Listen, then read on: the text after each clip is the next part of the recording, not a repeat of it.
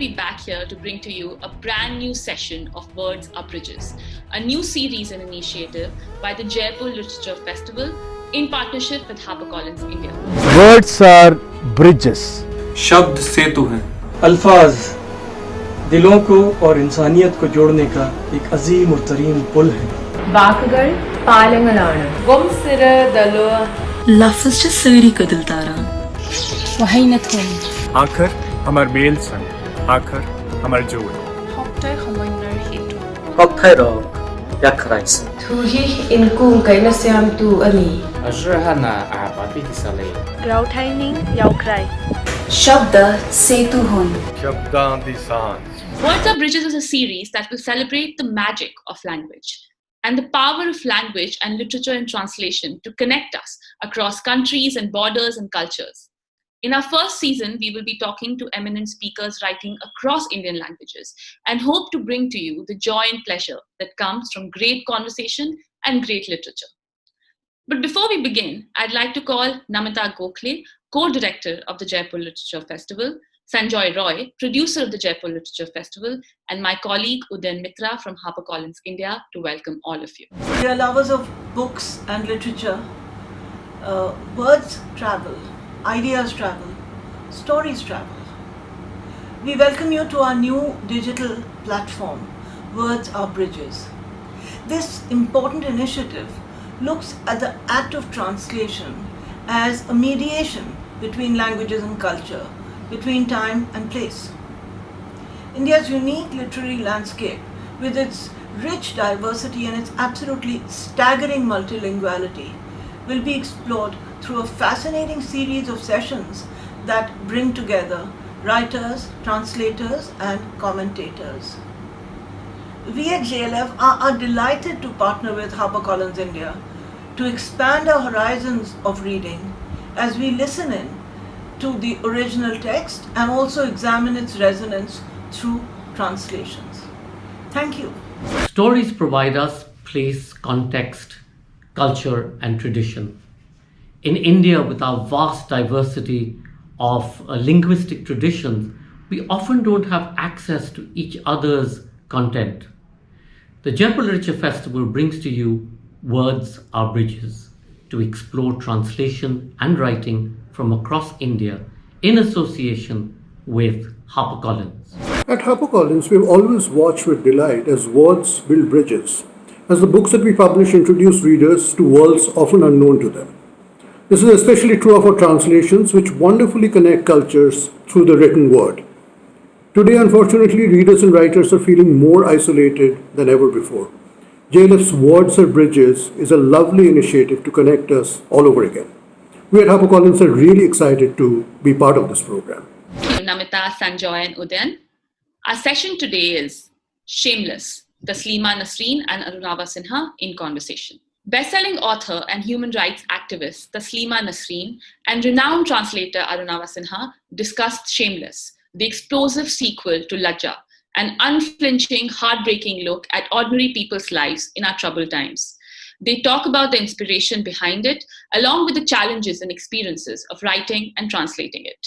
Arunava Sinha translates classic, modern, and contemporary Bengali fiction and non-fiction from Bangladesh and India into English.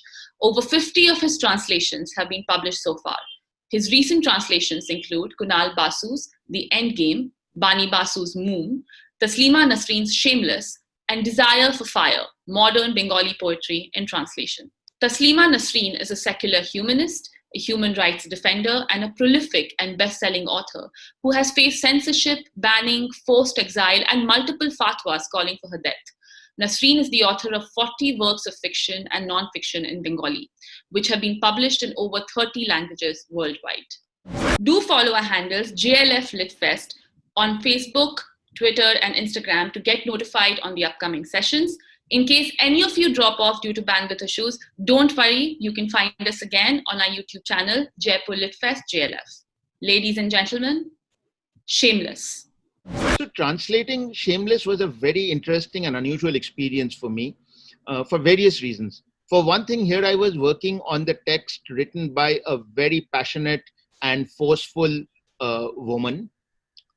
Secondly, the text is written in a way that it sucks you in as a reader. You are completely unable to distance yourself from it. And as a translator, you need the little bit of distance to be able to, render the text in another language. But it was virtually impossible to create that distance. So normally I tend not to read a text before I translate it if I can help it. In this case, I had to read it twice or thrice over simply to generate that little bit of distance from it, which would enable me to translate it. So this was a very unusual experience for me. Hi, Taslima. It's very good to have you here again. And we are getting used to meeting each other in these small rectangles, aren't we? Yes. How are you? I'm very well, thank you. Mm. It's very good to be able to chat with you once more about this novel, Shameless. I had a fantastic time translating it and reading it and translating it and reading it. And it was quite a roller coaster ride because it drew me in so much and the prose carried me along on its own strength. So at times I actually found it difficult to stop reading and start translating instead. Thank you so much. I'm happy to hear it. And you translated really good. It was a good translation. Thank you.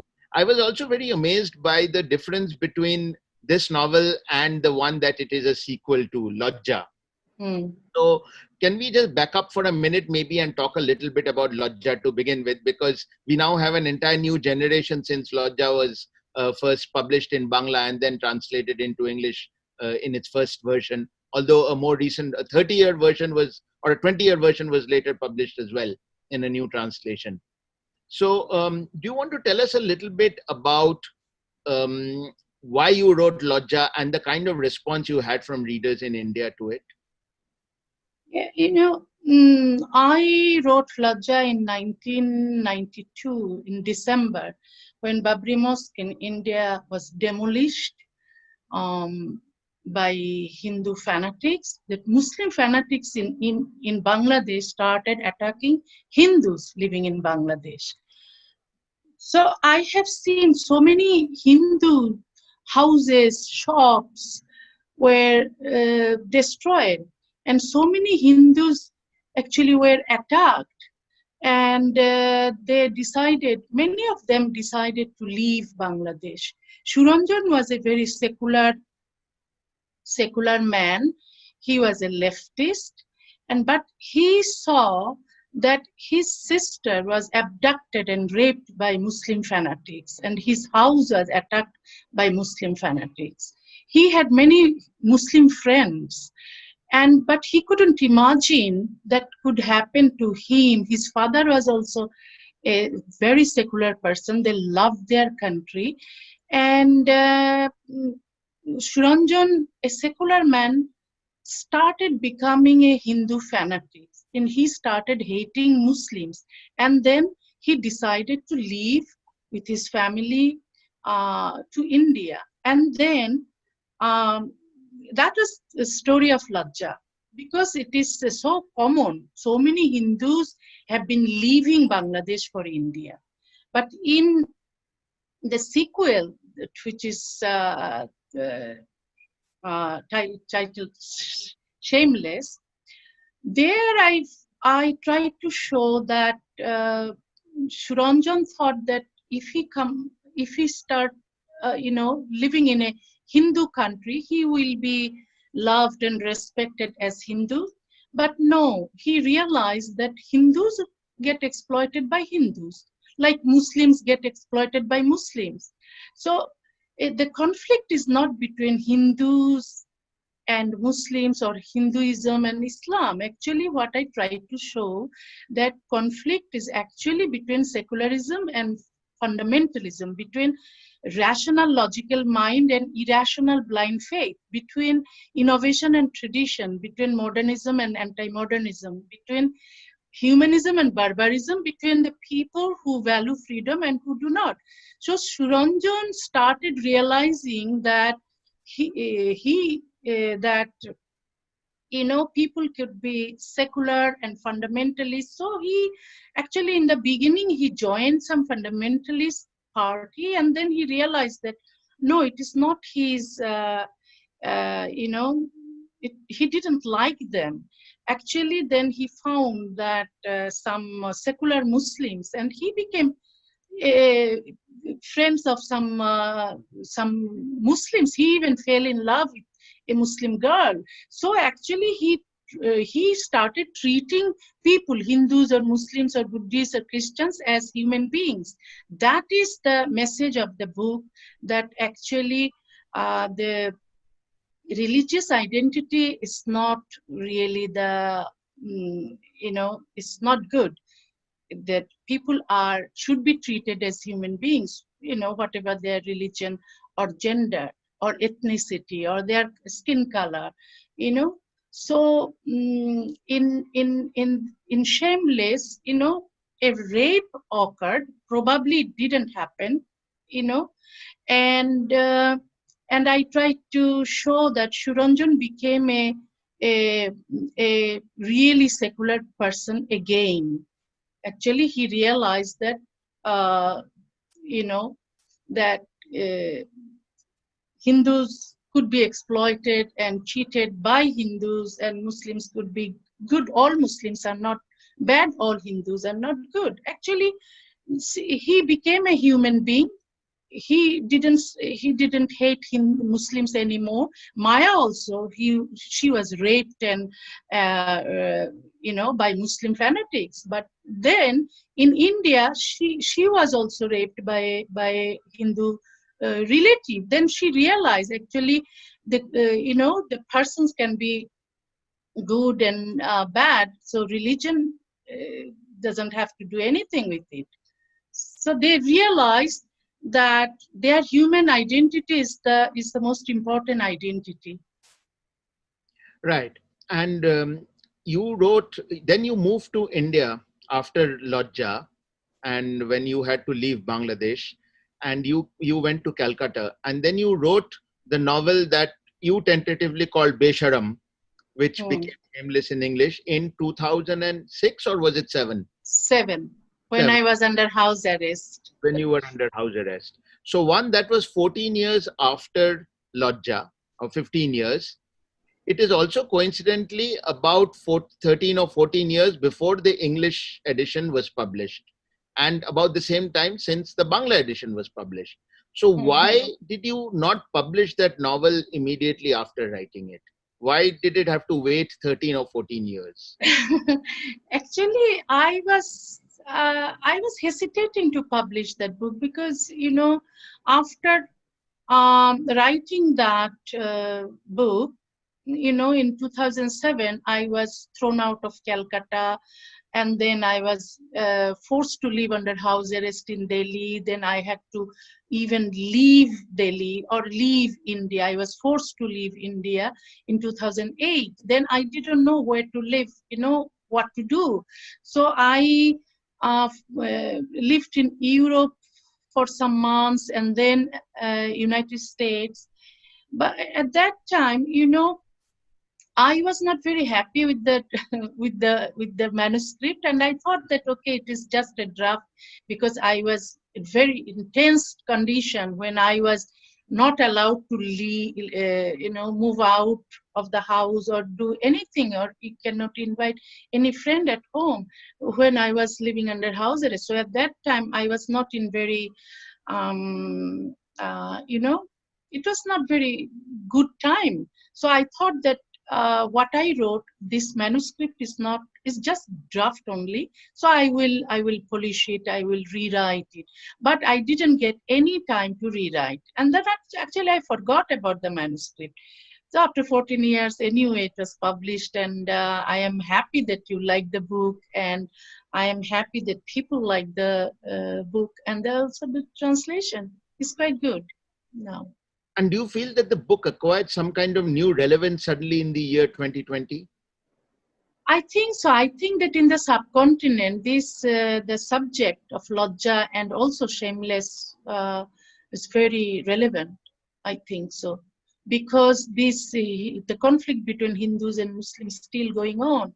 And what I try to tell the audience, that actually this is not, it shouldn't be like this way. because all are human beings. We are Hindus, and our identity is the same, and our history is the same. Just we happen to be born in some Muslim house, or Muslim family to, or Hindu family, but we are the same people in the subcontinent. Our happiness, our sorrows, our history, our everything is the same. Our food, our culture, our the traditions, all are the same. So religion should not be so important. Actually, sometimes I feel that politicians use religion to divide people. So people should understand that, and people should live together. They have been living together for thousands of years. Suddenly why this division? And I never accept the partition of India.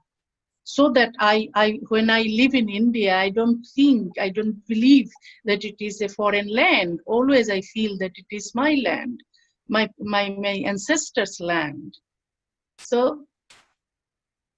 Now, you said sometimes you feel that politicians use religion to divide people. Are you sure it's only sometimes?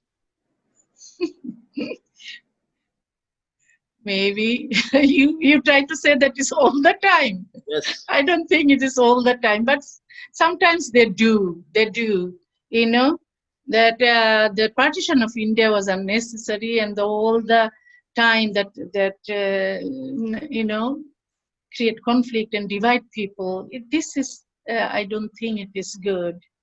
So Shuranjan maybe was a vagabond. I didn't create Shuranjan as very ideal person. No, he was not an ideal person. He was vagabond. He sometimes hated some friends, and then whatever he did was not always perfect, always good, but his realization was very important. He realized that all Muslims are not my enemies, all Hindus are not my friends. Hindus can be good and bad. Muslims also can be good and bad.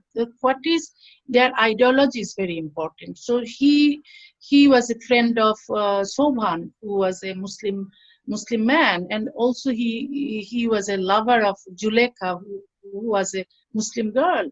But he was happy with it. He was happy with them, So one of the interesting things you do in Lojja is that you intersperse the fictional element with a lot of actual facts and data. Yeah. And in the same way, you've done this other remarkable thing in Shameless, which is that you have inserted yourself as a character in this novel. Yeah, it was so fun. It was or fun. rather, let me say, you've inserted a person named Taslima Nasreen in this novel.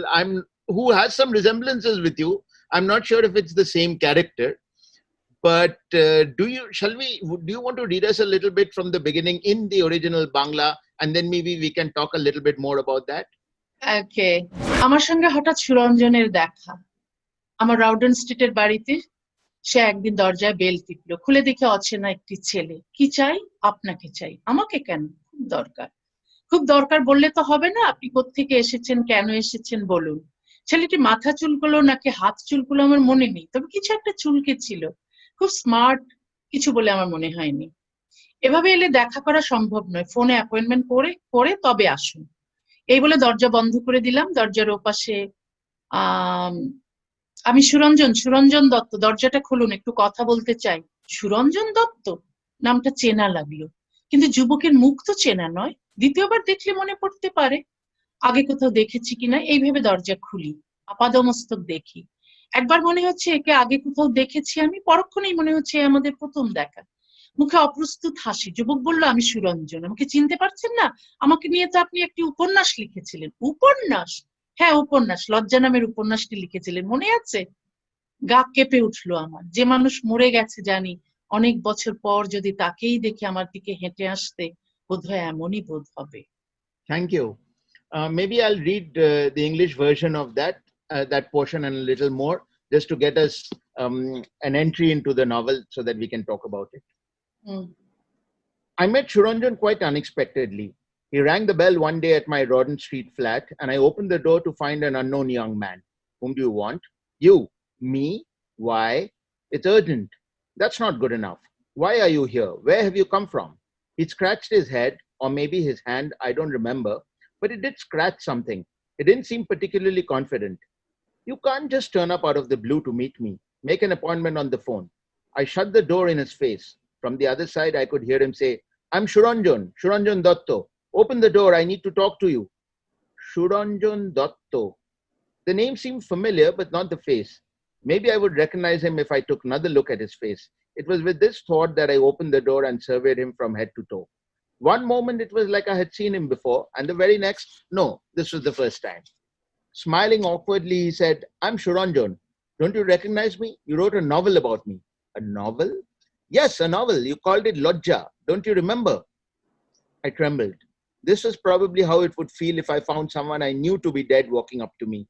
I'd just stand there like a fool, rooted to the spot, frozen, as I was doing now, gazing at Shuranjan, who alternated between looking at me and lowering his eyes and scratching his cheek. Yes, scratching his cheek. I remember because he had a large mole, and every time his nails grazed it, I felt the mole would come off. Thinking of the mole made me stop trembling. I had been apprehensive about moles for several years now. A friend of mine, a French woman, had a tiny innocuous mole on her hand which spread everywhere. I don't know how, to become cancerous. When I was young, I used to yearn for a mole on my face, no matter how small. I would even draw one just above my lips, a little to the right with a cold pencil. But now the sight of a mole anywhere terrified me. It was Shuranjan's mole that unfroze me. I opened the door fully and invited the stranger in. And so Shuranjan enters Taslima's life. Now, what made you put yourself into this novel?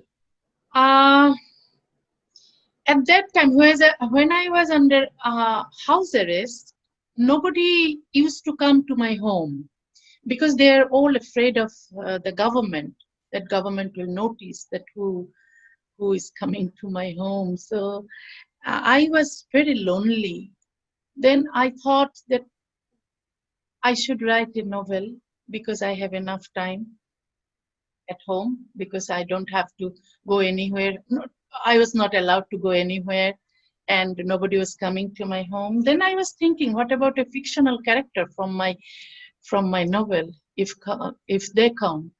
And of course, the fictional characters of Lodja left Bangladesh for India, and they were living in Kolkata. Of course, the Bengali people normally come to Kolkata, and they start living there. So I thought that, okay, what about fictional character if I meet them? So it was just my idea, and then I started writing. But then it's very interesting that the Taslima in this novel is a character as complex as the others, and as certain of many things and equally uncertain of many things.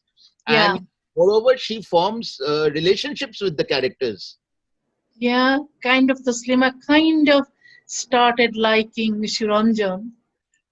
Sometimes she misbehaved with Shuranjan's girlfriend. Yes. Is there jealousy? So kind of jealous. So Taslima was not even perfect. Taslima was jealous. Taslima was mean. And then actually afterwards, what I did, I made the women characters very strong, and they actually left. They didn't think that they will be really satisfied or happy with some men, even though some men were really good. But they decided to live alone as women, as human being, as a individual. So I did. I don't know what would happen. Maybe in the next part, I will describe what happened to them. Are you thinking of a sequel to the sequel? No, actually not now. Okay. So this brings me to the point that while you've been talking about fundamentalism versus a rational outlook and secularism, there is also the intersectional element of feminism in your works. Yeah. And they run together. So, and that is very clearly evident in this novel, where the women are not only victims of fundamentalism, but they're also victims of patriarchal control. Yeah. And your attempt to free your characters is both from the clutches of religious fundamentalism and from male control. So do you want to talk about Yes. this intersectionality? Yeah, I think that it's very important. I believe that secularism is very, very important for women's equality, because all religions are anti-women. So you have to have secularism if you really want women's equality. This is very important. And no fundamentalist, either Hindus or Buddhists or Christians or Jewish or any other of any other religion, that would allow women's equality, because religion was actually, what I think, was created by male for male interests. So women have no place there. Women are just treated as childbearing machine or sex objects or slave of men. So those women, even though they were very vulnerable, Juleka, Maya, and some other women, actually they protested against male dominance, and they became free. They, so it was very important, because as a feminist writer, I think that it is very important to make people realize that it is not the final, shouldn't be the the family, and that even in patriarchal society, when male are mostly very anti-women, it is no fun to live with those kind of men. But sometimes we feel that Suranjan was probably anti-women. You can be secular doesn't mean that you are a feminist. We see that here, many people, they can be leftists, but they are very much, they don't actually believe in women's equal rights. So we see the conflict. So in here in this book, it's not that everybody is not perfect. They have problems. Maybe they are secular, maybe they are atheists, but they are anti-women. So we see that, so here, and also we have seen that Maya was very anti-Muslim, but she fell in love with the Muslim man. So then she realized that actually those Muslim men also is very patriarchal, very much, domineering. So she even left him. So I am not saying that this should be every woman should leave patriarchal society, or men living in patriarchal society. I'm not saying this, but what I am showing in this in this book is that they did it. But it is not my prescription that every woman should do. If they find any loving, caring man, why shouldn't they live together or they marry? They should, But if they don't find it, if they have any kind of hesitation, then only they should not marry for the sake of marriage, So they should live alone until, they find the right person. Why are you not advocating it? Because if there are, I'm not saying that all men are anti-women. There are men who believe in women's equality, and also there are women who do not believe in women's equality. I'm saying that people who believe in women's equality, men and women, I think that it is good if they live together or they marry, they can be happy, or happiness actually depends on them, how much they love each other. But I don't sense from your books that you believe in the existence of such men. I mean, maybe you think theoretically their existence is possible, but in practical terms. What about you? Don't you believe in women's equality? Of course you do. Yes, but it's one thing to believe, it's another thing to act accordingly. We don't see this. You don't see that, in the Indian subcontinent, not many men are actually true believer of women's equality and who want to, go against the patriarchal system. No, actually not really. Suranjan মাথা নত করে। মাথা নত করা লোকদের নিয়ে আমি খুব স্বচ্ছন্দ বোধ করি না। সম্ভবত কিছু বলতে চায় সে। আমার ইচ্ছেটির কথা বলি যে একদিন তার মার সঙ্গে আর মায়ার সঙ্গে দেখা করতে চাই। এবার চোখ তুলে তাকায়, ঘাড় নাড়ে সে। হ্যাঁ, সে রাজি। আর চলো আমার সঙ্গে খাবে, সময় আছে তো, কাজ নেই তো। আমার দিক থেকে প্রস্তাব। সুরঞ্জন লুফে নেয়। ওকে নিয়ে দুপুরে মার্কো পোলোয় যাই, বুফে খাবার খেতে খেতে সুরঞ্জন বলে সে 96 সালে বিয়ে করেছিল সুদেষ্ণা নামের এক মেয়েকে। দুজনেই দমদমের এক বেসরকারি কলেজে পড়াতো, ইতিহাস পড়াতো সুরঞ্জন। তারপর আর কি, ডিভোর্স হয়ে গেছে। কেন? শীতল উত্তরের শীতল প্রশ্ন। এর সরাসরি উত্তর নেই। উঠে গিয়া আরো খাবার নিয়ে আসে সুরঞ্জন। মনে হয় অনেকদিন পর সে ভালো ভালো খাবার খাচ্ছে, বেশ খুশি মনে খাচ্ছে। কাঁকড়া নিল কয়েক টুকরো, ওগুলো কেটে খাবার যন্ত্র দিয়ে গেল ওয়েটার। যন্ত্রটা ব্যবহার করলো সে। ব্যবহার করতে করতেই বলল, 498 জানেন তো, বধূ নির্যাতন মামলায় ফাঁসিয়েছিল আমাকে বিয়ের 2 বছর পর। আমি তীক্ষ্ণ চোখে সুরঞ্জনকে দেখি। এ তার স্ত্রীকে নির্যাতন করত, আর একে আমি নেমন্তন্ন করে খাওয়াচ্ছি। একটা দীর্ঘশ্বাস বেরিয়ে আসছে ভেতর থেকে। আমার কোনোদিন বোধহয় শিক্ষা হবে না। ভুল মানুষদেরই আমি খাতির করে যাব জীবনভর। বাংলাদেশে অনেকে তো অত্যাচারিত হয়েছে। সাম্প্রদায়িক লোকদের অত্যাচারের মুখে পড়লে সাম্প্রদায়িক হয়ে যেতে হয়।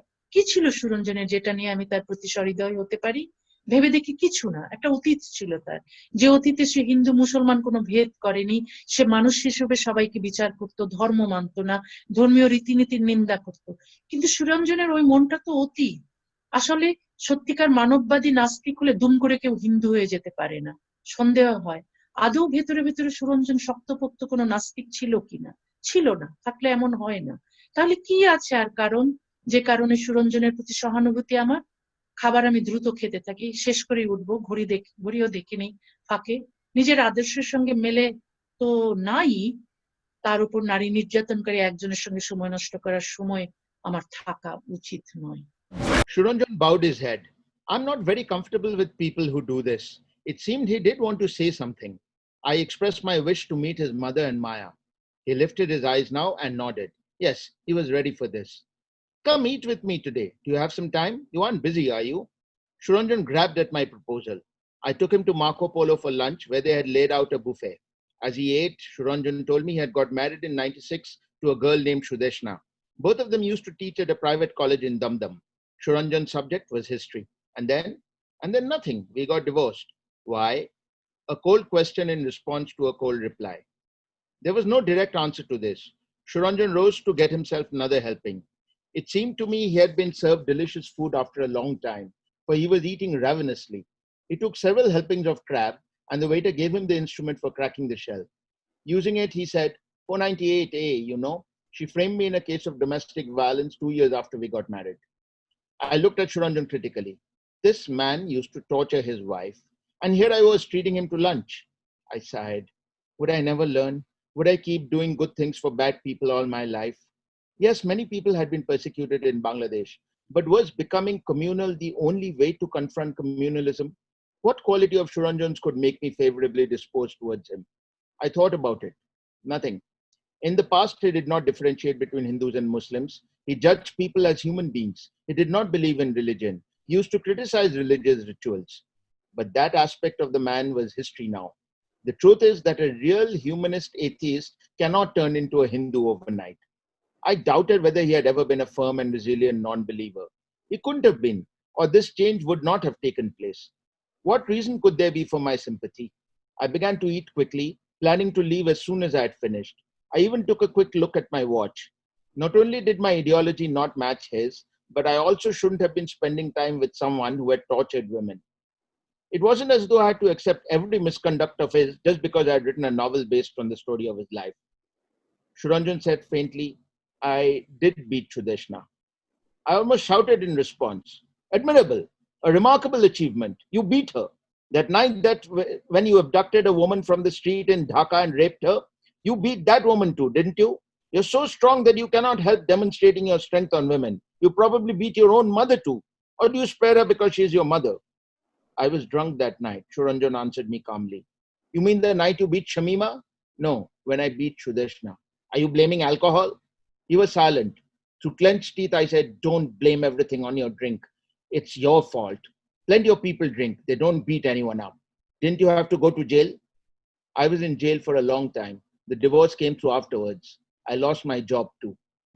So you get flack from both sides. You get flack from fundamentalists. You get flack from people of both religions, and you get flack from men as well, and maybe women as well. You are attacked from all sides, aren't you? Because of what you write. Actually, about religion, I should say that critical scrutiny is very important. I always say that Islam has been exempted from critical scrutiny that is applied to other religions. And Islam has to go through the enlightenment process that other religions have gone through by questioning the unscientific, unequal, irrational, and inhuman aspects of religion. This is very important. So if we start criticizing religion, then there will be more and more free thinkers in a society. So I talk about freedom of expression, I talk about democracy, I talk about women's equality and secularism and human rights.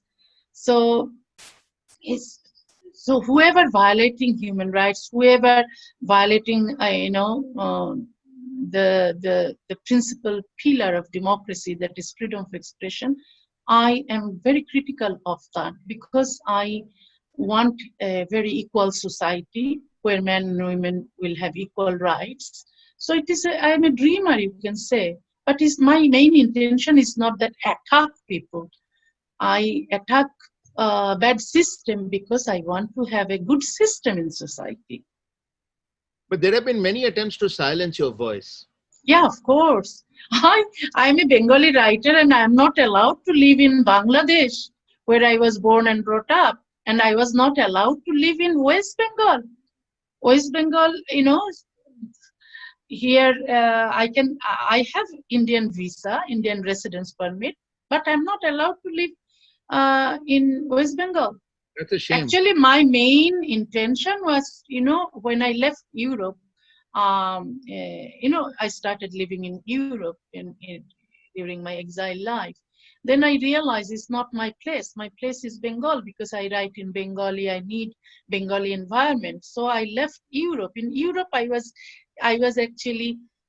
treated as celebrity author, but I left everything for Bengal because I couldn't go back to my country. So I entered Bengal. In the beginning, the government embraced me, and I was so happy. I started, I rented an apartment. I bought all the furnitures and everything. I brought everything, whatever I had in Europe, I brought in Kolkata.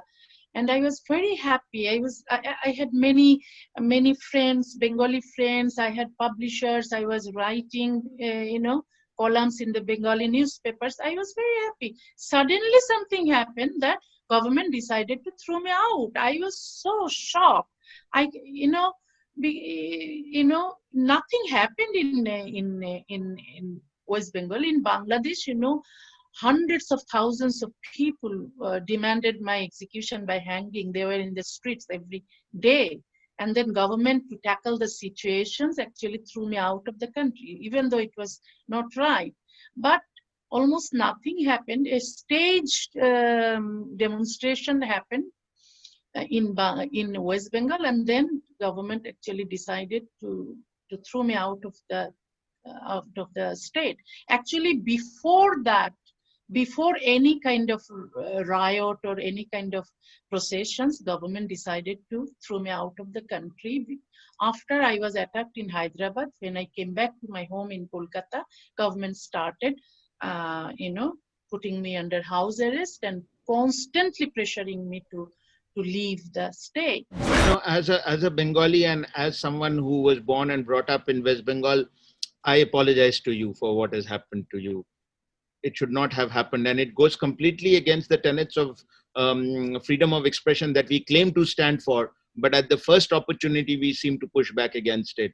And this is something that you've been affected by right through, isn't it? Always. So, I am affected in the Indian subcontinent, but still I want to live here because my presence, I think that it would show that India is a secular country. India can give an atheist and secular person who is also critical of religion a shelter. I can live here, so that if I am thrown out of India, then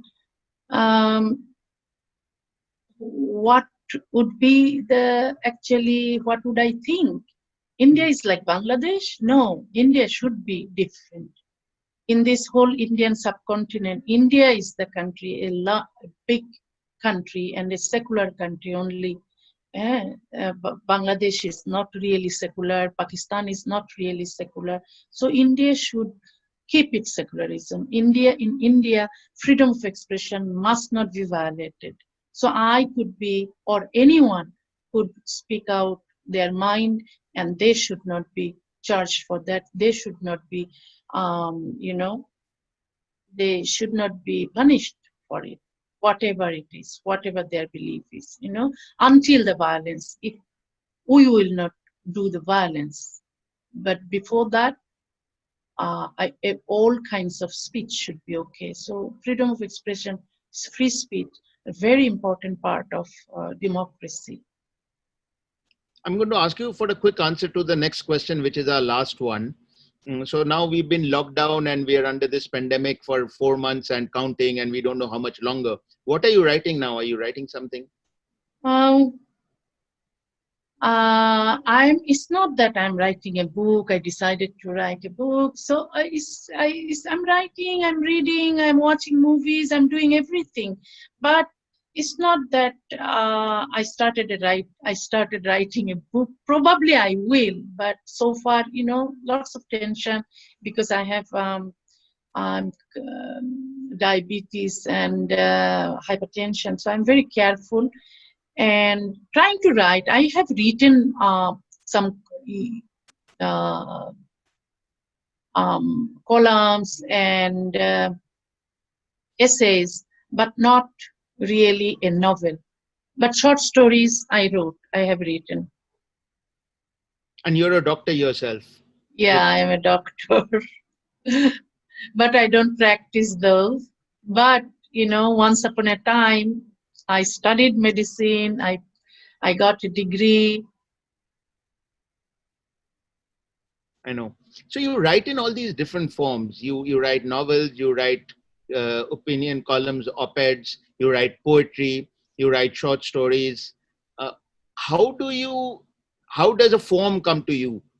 When do you decide that this is a poem, this is a story, this is a novel? Yeah, I realized when some ideas are very good in essay form, some ideas are very good in poetry form. So a person, especially who is a writer and poet, I think that they can figure out in which form their feelings would be more,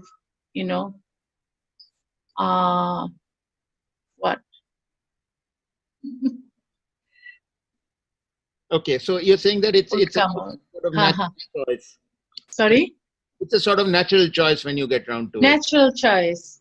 But I used to write poetry a lot. I don't write nowadays. Probably that I have to write some columns for newspapers, because that gives me good money and I have to earn money anyway. So there are so many publishers, they are not paying much though. So writing columns every week, actually, probably because of that, I don't get time or mood to write poems. But sometimes when I fall in love or when I am sad, I start writing poetry. So it's a very good, when you are in love, poetry is very good at that, to show your, express your feelings. And also when you are hurt by your loved ones, it's also a very, very good form to So express your feelings. I'd like to hear that you are writing poetry now for the first reason. I'd like to hear that. I will. That's great. Unfortunately, Taslima, right now the clock will dominate. Otherwise, it was just getting interesting. But thank you very much for being here this evening. And thank you most of all for continuing courageously to write what you believe in and not giving way. Thank you. I'm sure we'll be. Thank you for sharing that wonderful and moving conversation with us, Taslima and Arunava. And thank you all for watching and being such a great audience. If you've enjoyed this session, don't forget to talk about it to your friends and share it on your social media channels. And do send us your feedback. We value it highly.